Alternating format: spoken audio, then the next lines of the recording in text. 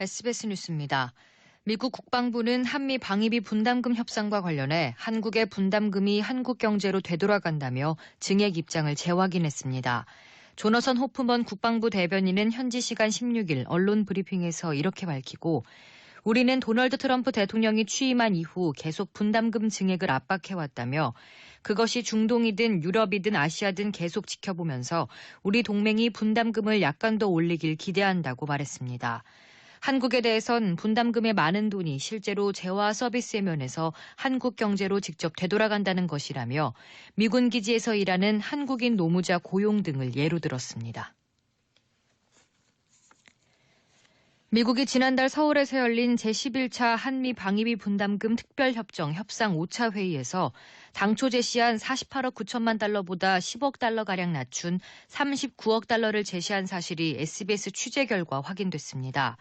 앞서 제임스 드하트 미측 협상 대표는 5차 회의 직후인 지난해 12월 18일 기자들과 만나 미국의 요구액이 50억 달러가 아니라며 우리는 요구액을 조정해왔고 결충해왔다고 언급한 바 있습니다.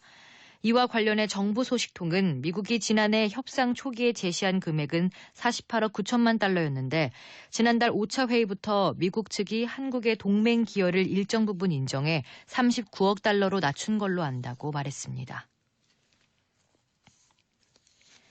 이도훈 외교부 한반도 평화교섭본부장은 남북 간 협력 사업에 대해 한미가 긴밀하게 협력해 가기로 했다고 밝혔습니다. 또 미국이 주권 국가로서의 한국 결정을 항상 존중했다며 오해가 생기지 않도록 한미 간 긴밀한 조율을 거치겠다는 입장도 피력했습니다. 이 본부장은 현지 시간 16일 미국 국무부 청사에서 스티븐 비건 국무부 부장관과 오찬을 겸한 면담 후 특파원들과 만나 이렇게 말하고 앞으로 계속 협의를 이어나갈 예정이라고 답했습니다. 중국 중부 후베이성 우한에서 신종 코로나 바이러스로 인한 폐렴으로 69세 남성이 숨져 총 사망자가 2명이 됐다고 교도통신이 보도했습니다. 이 남성은 지난달 31일 폐렴 증세를 보인 이후 입원해 치료를 받아오다 그제 사망했다고 통신은 전했습니다. 다음 주 춘제 연휴를 앞두고 중국인들의 해외여행이 급증할 것으로 예상되면서 우리나라를 비롯한 주변국들의 긴장감이 높아지고 있습니다. 유엔 무역개발회의가 올해 세계 경제 성장률을 2.5%로 전망했습니다. 우리나라의 경제 성장률은 지난해보다 약간 높은 2.3%가 될 것으로 예상했습니다. 유엔 무역개발회의는 현지 시간 16일 이런 내용을 골자로 한 세계 경제 상황과 전망 2020이란 보고서를 발간했습니다. 그러면서 이런 회복세를 동아시아 지역 국가들과 신흥국이 견인할 것으로 전망했습니다. 특히 중국의 경우 성장률이 지난해 6.1%, 올해 6%, 내년 5.9%로 소폭 하락하겠지만 팽창적 통화와 재정 정책을 통해 여전히 세계 성장률을 이끌 것으로 보인다고 밝혔습니다.